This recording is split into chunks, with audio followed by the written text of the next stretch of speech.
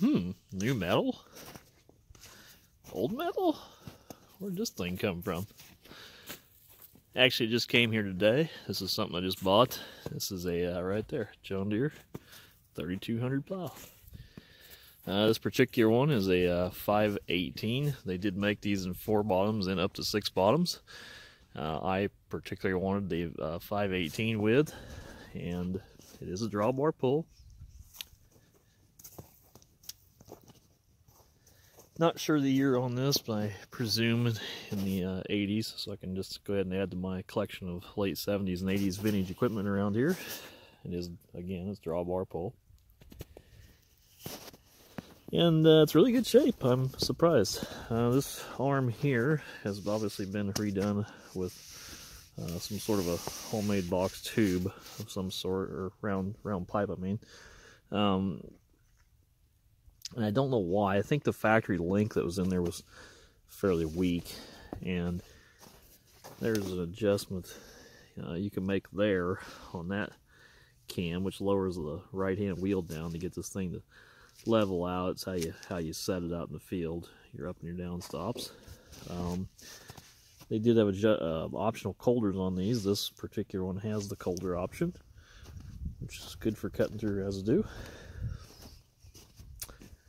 I'm quite surprised in the condition this thing's in. It's beautiful. Well, for a used piece of equipment it is.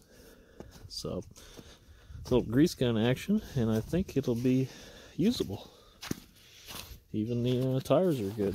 11L15s. That's not a John Deere rim, but I could change that to a John Deere rim with a little bit of yellow paint.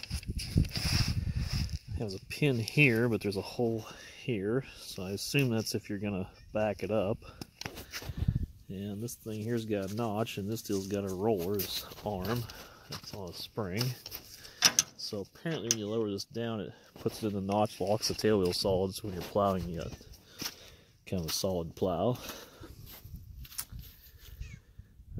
518 is 7.5 feet wide, and the reason I wanted this was because we need to fix some old narrow base and push-up style terraces on our farm, and they were originally designed on 15-foot standards.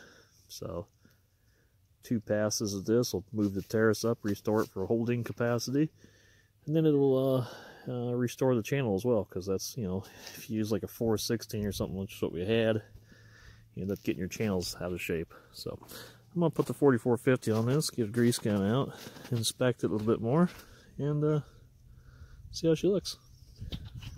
Well, here's a big box that just arrived. The mysteries inside. Actually, it's a gas pump in there for underground storage facility. I'll have to show you guys why. And this is what happens when your gas pump fuel delivery guy, or the guy that brings you gas, I should say, drives off, and the hose, this is the fill, here it goes down, underground tank in here, is the access hole. Wee bit twisted, even broke the footings. The big hose completely ripped this gas pump apart, skinned along the building, and even crushed the U-spout. Nice. Nice. Well, I need to start this up so I can raise this thing up.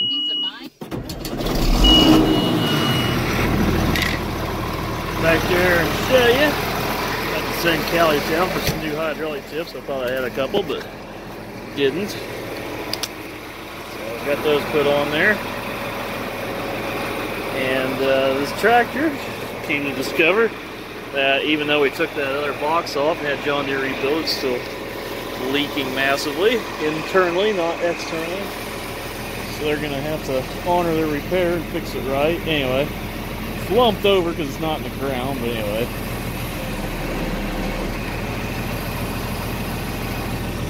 But about 1.5 tubes of grease here so far. And, oh, there goes my grease guns now. But everything's taking grease on it, which is making me happy. So overall, I think it's going to work real well. And hope you guys will stay tuned for more. And if you like my videos, please give them a thumbs up. I'm going to keep greasing this thing, get it ready to go and fix anything it needs. So this spring I can plop some terraces because pretty much we're entirely freaking screwed this fall for weather allows for working.